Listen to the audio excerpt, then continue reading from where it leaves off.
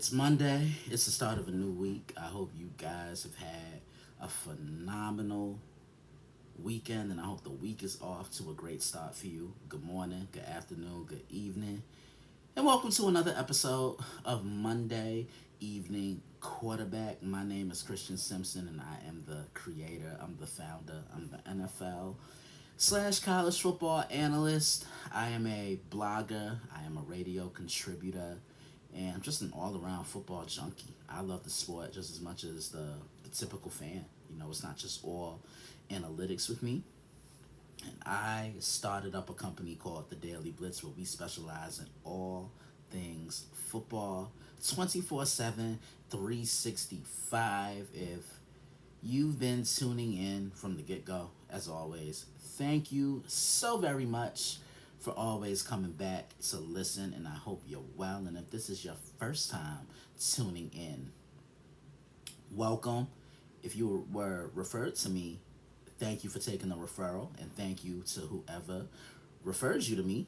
And um, if you are enjoying what you're hearing so far, log on to the site, enter your email address, and become a subscriber today, which is thedailyblitz.blog. Anything I post on the site, you will get sent to your email inbox. It's going to be another jam-packed show. Of course, we're going to go to the phone lines. Of course, I'm going to give you my thoughts on what caught my eye in another entertaining week of college football action. I will answer some questions. And we have two Monday night games tonight. Tampa Bay, the Buccaneers will go to Houston to play the Texans, and the Chargers will be in Vegas to take on Pete Carroll, Geno Smith, and the Las Vegas Raiders. It is Monday, September 15th, 2025. Glad to be here once again. With that being said, I got all the pleasantries out the way. Let's jump right in. There was an upset that I called in the ACC. Wasn't sold on Clemson. Georgia Tech beat them, and it was just too much Haynes King for Clemson's defense. Clemson, they always have a really good defense, but not Saturday. Haynes King dominated. He finished with over 300 yards alone by himself. Threw for over 200 and rushed for another 100. I mean, he's your typical and true dual threat quarterback. I haven't really been impressed with Clemson, to be completely honest with you, because I didn't like the way they looked against LSU, hence my reason for picking LSU to beat them in week one. They didn't look all that great against Troy. They really had to climb back into that game and claw back in to make it much of anything. And the same thing I said about the Kansas City Chiefs last year was the same thing I can apply to Clemson. And that is, your issues will catch up to you eventually. That perfect example with Kansas City, like I just mentioned, the Chiefs, remember, they were just sliding by, and eventually I just said, look, it's going to catch up to them. And it caught up to them at the worst possible time, which was the Super Bowl, which is why the Eagles absolutely destroyed them in New Orleans back in February. Clemson they don't scare me like they used to at one point.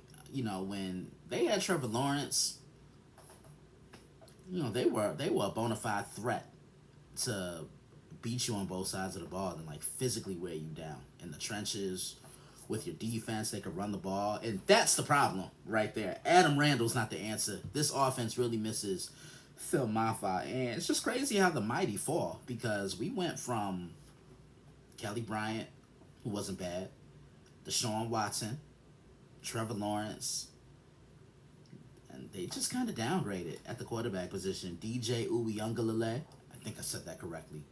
I have been struggling I have been struggling for a while to pronounce his last name. And now, Cade Klubnik isn't bad, but he's not consistent, and that's the issue that I have with him. Georgia Tech just wanted it more. They took it, and Georgia Tech was my sleeper team in the ACC this year, and so far they look good. They're 3-0. Um, Sticking with the ACC, how about the Miami Hurricanes? And I always say when the U is relevant, I just think the sport as a whole is buzzing. And Mario Cristobal has this group believing that they can play with just about anyone. Now, I know they beat Notre Dame in week one, and I know they beat Bethune Cookman in week two, and then they beat South Florida on Saturday.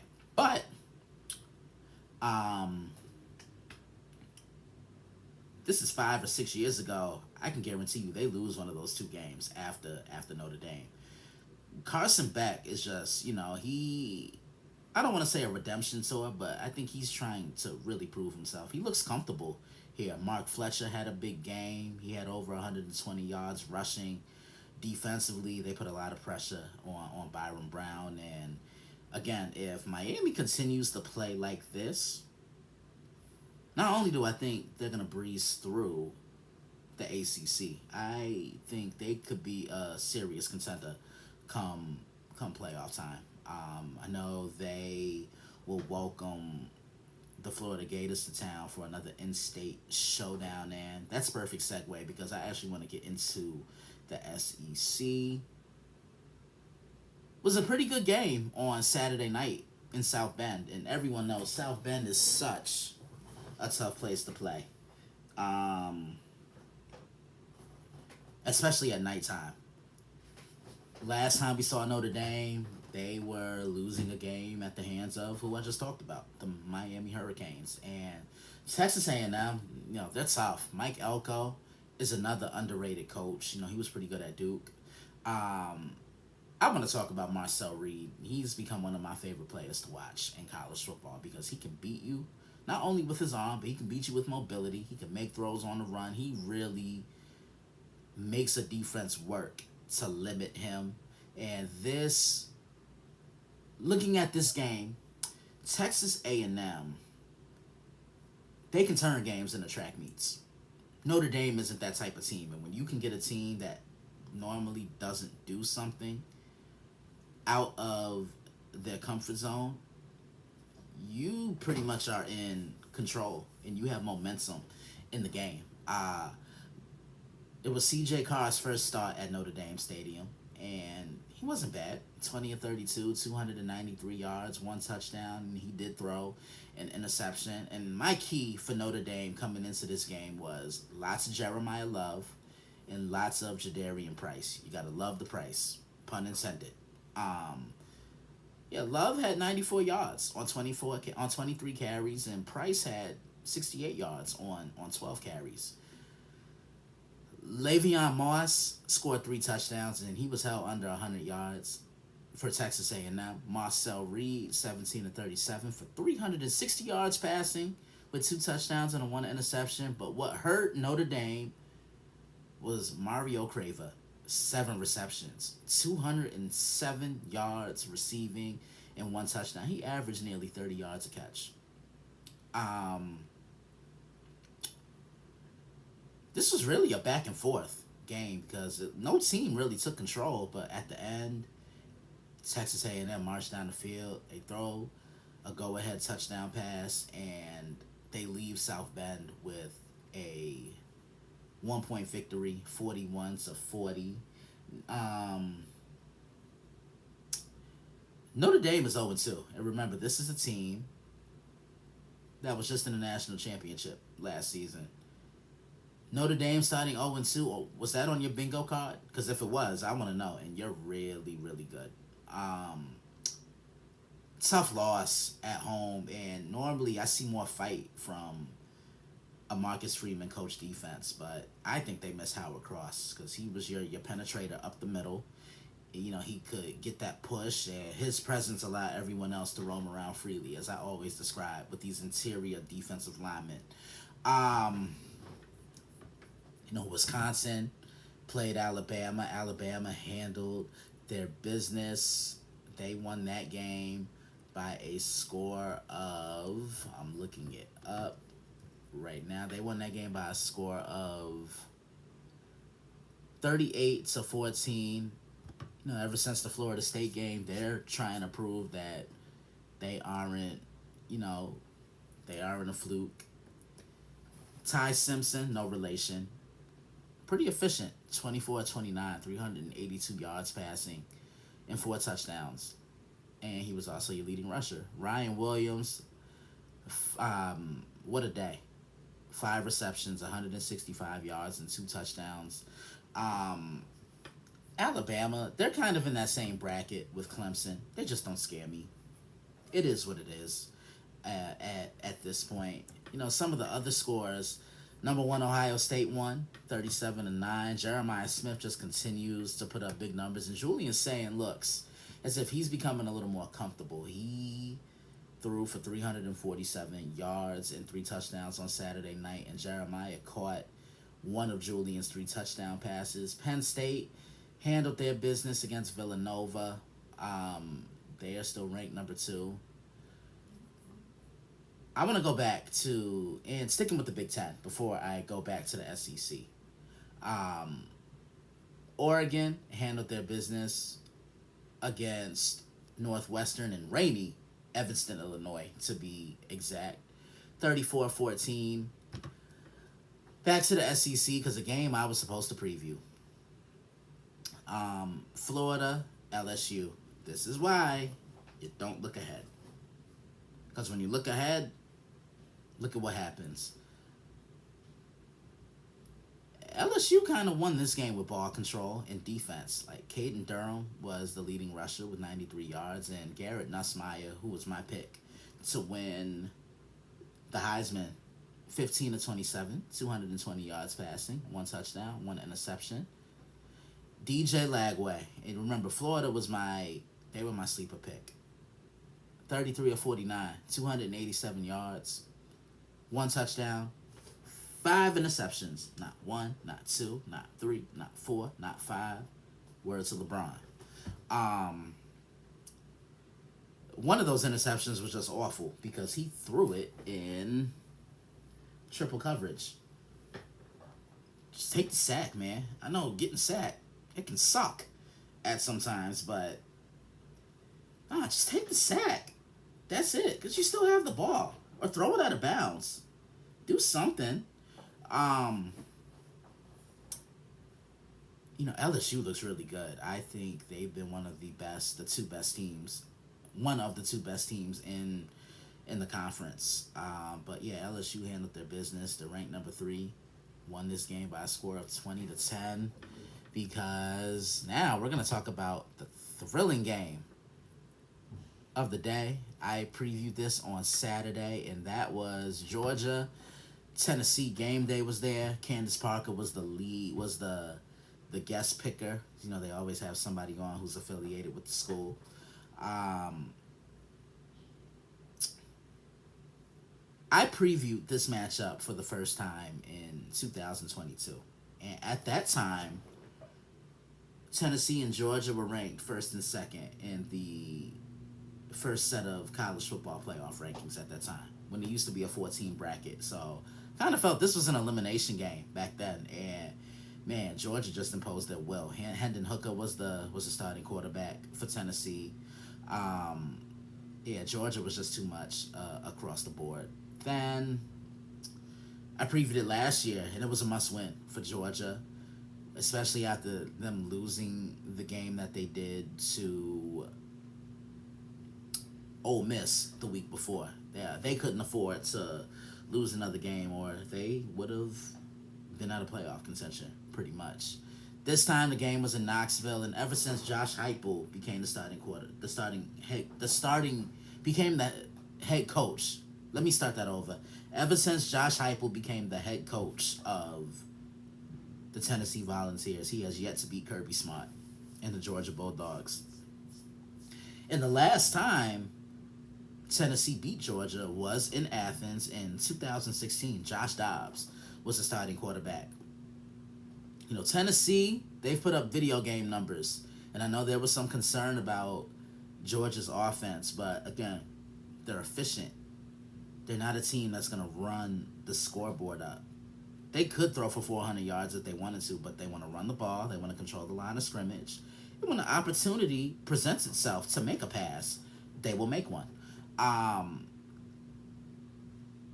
Tennessee came out firing. I mean, they put up 21 points in the first quarter. And when you can put up that many points on this defense, you have something cooking. But I just knew Georgia wasn't out of this game. And I'll never count out a Kirby Smart coach team. He's the best coach in the country for a reason, and he will find ways to adjust. This was Gunnar Stockton's first true road start, and he's at his best when he's running RPO and he's using those zone reads and really hurting a defense with his feet. Georgia as a team ran the ball for 198 yards, and Star Thomas for Tennessee. It was my first time getting the chance to watch him. He ran for 60 yards on 9 carries, and Tennessee ran for 125 yards as a team. And Chris Brazell, the second, 6 receptions, 177 yards, and 3 touchdowns. Just absolutely torching this Georgia secondary. And there's the problem right there. Yeah, Georgia, they were getting attacked left and right in that secondary. Joey Aguilar, he knew what he wanted. He didn't have a bad game. He was 24-36, 371 yards, 4 touchdowns, and he did throw 2 interceptions. The issue I had with the Tennessee Volunteers, simple. They had opportunities to put this game away, but they just couldn't close the door. Georgia kept kicking that door down and putting themselves back in the game. What a thrilling game. I was beyond honored to preview it on Saturday.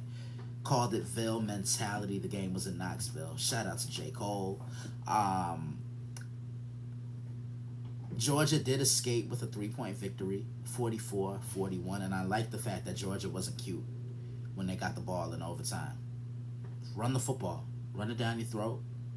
We're going to show you why we're still the cream of the crop in the SEC. And to me, Georgia and LSU, that's what I could see it being in December for the SEC championship. What a game. Georgia did win this game in overtime by a score of 44-41. Gunnar Stockton, not a bad stat line. 23-31, 304 yards passing, 2 touchdowns. And when you needed him to make a throw, Gunnar delivered.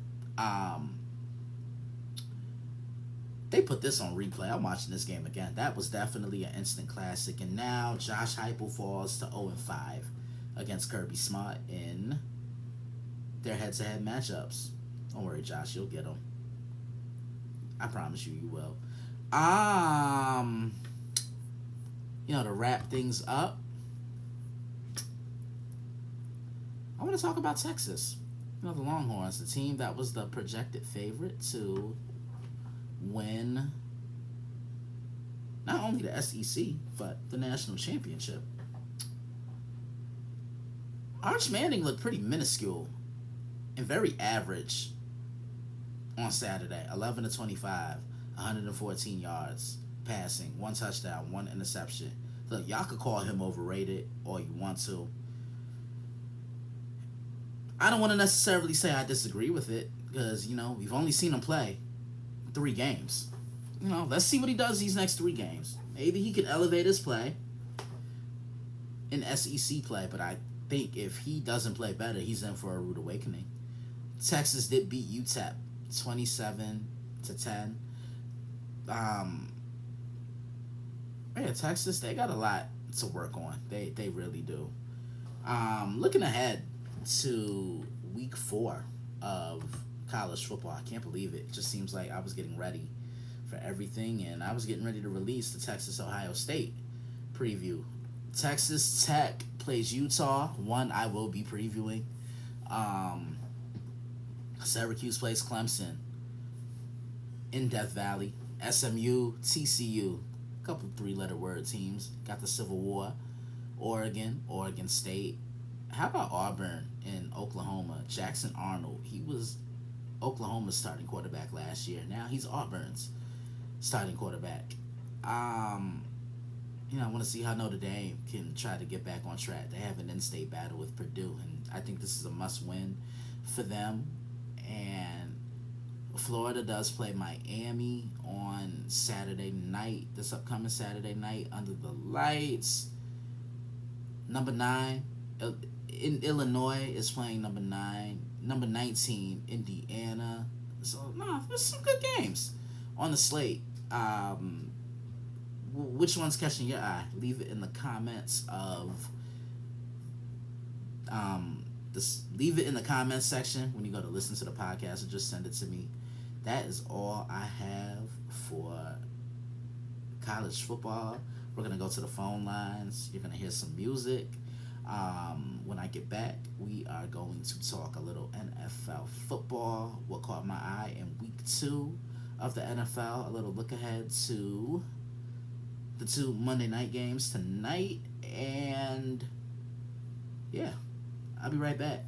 Enjoy the phone call conversation. That can be you. I'll promote that when I get back. This is Monday Evening Quarterback on Spotify, YouTube, Twitch, and the Blog Talk